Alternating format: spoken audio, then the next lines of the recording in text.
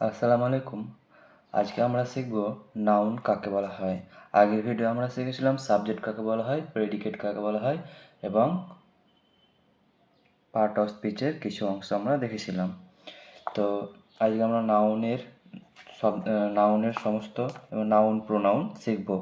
নাউনের অর্থ হচ্ছে বিশেষ্য। নাউন মানে বিশেষ্য। নাউন শব্দটি ব্যক্তি বা বস্তুর নামকরণের জন্য ব্যবহৃত হয়।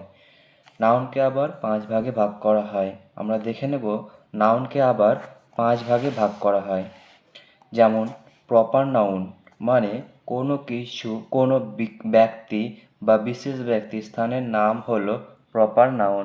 কোনো বিশেষ ব্যক্তি বা স্থানের নাম হলো প্রপার নাউন। কমন নাউন 2 নম্বর কমন নাউন যে কোনো জাতের প্রাণীর সাধারণ নাম হলো কমন নাউন। আমরা জানি যে কমন নাউন হলো যে কোনো জাতের প্রাণীর সাধারণ নাম হলো কমন নাউন। তারপরে দেখব কালেকটিভ নাউন। কালেকটিভ নাউন হচ্ছে কোনো দল বা সংঘের নাম হলো কালেকটিভ নাউন।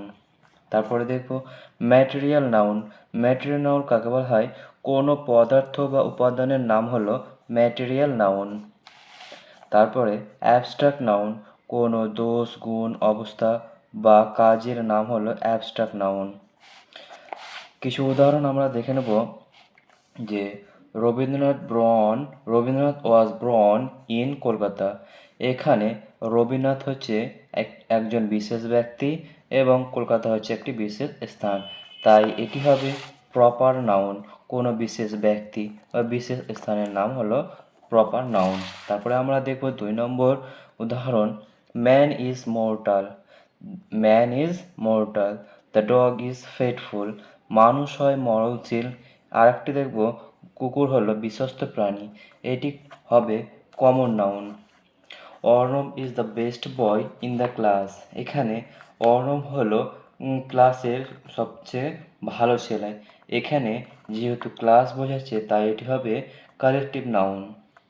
তারপরে দেখব milk is white, coal is black. এখানে এই দুটোই দুটো দুটো সেন্টেন্সই মিল্ক এবং কোল এটি একটি উপাদান, তাই এটি একটি ম্যাটেরিয়াল নাউন। কোনো পদার্থ বা উপাদানের নাম বোঝাতে এখানে ম্যাটেরিয়াল নাউনকে আমরা ব্যবহার করব।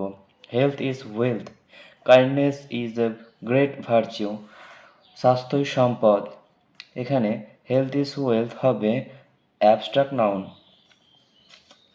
Walking is a good exercise. Walking is a good exercise এটা হবে abstract noun. This is A football club. এটি হলো একটি ফুটবল ক্লাব বা একটি সংঘ বোঝাচ্ছে, তাই এটি একটি collective noun. Gold is a valuable. এটি হবে একটি ম্যাটেরিয়াল নাউন। এটি হবে একটি ম্যাটেরিয়াল কারণ এখানে গোল্ড ইজ এ ভ্যালুয়েবল, এখানে গোল্ড ব্যবহার করা হয়েছে, তাই কোন পদার্থ বা উপাদানের নাম বোঝাতে ম্যাটেরিয়াল নাউন হয়। তারপরে আমরা শিখব প্রোনাউন বা সর্বনাম। প্রোনাউন কি? প্রোনাউন কাকে বলা হয়? প্রোনাউন কোনো কিছু লেখা বা বলার সময় একই নাউন বারবার ব্যবহার করলে শ্রুতিকূট হয়। তাই একই নাউনকে বারবার ব্যবহার না করে বাক্যকে শ্রুতিমধুর করবার জন্য নিচের ওয়ার্ডগুলি ব্যবহার করব। আমরা জানি যে যে কোনো ওয়ার্ডকে আমরা বারবার একই মানুষকে যদি বারবার ডাকি, একই নাম দিয়ে ডাকি তাহলে শব্দটি শ্রুতিকূট হয়। তাই শব্দকে শ্রুতিমধুর করবার জন্য I, we, my, me, our, you, your, he, she, him ইত্যাদি ব্যবহার করে থাকি।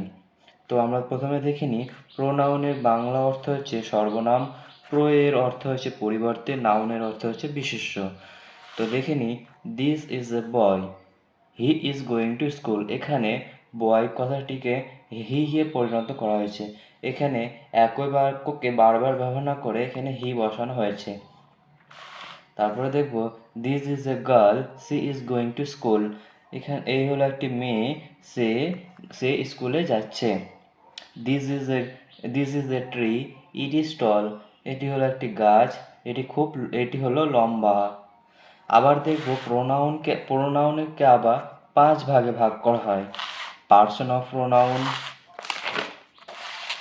রিফ্লেক্সিভ প্রোনাউন, আর একটা দেখব এমফেটিক প্রোনাউন, রিফ্লেক্সিভ প্রোনাউন, আরেকটি দেখব ইন্টারোগেটিভ প্রোনাউন।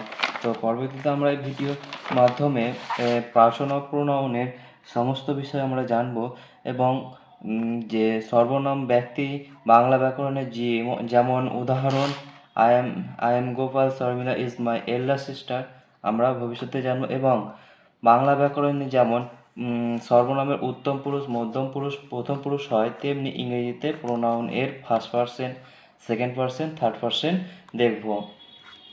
যদি ভিডিওটি ভালো লেগে থাকে তাহলে লাইক করবেন, আর পরবর্তীতে আমার ভিডিও পাওয়ার জন্য চ্যানেলটিকে সাবস্ক্রাইব করবেন। আসসালামু আলাইকুম।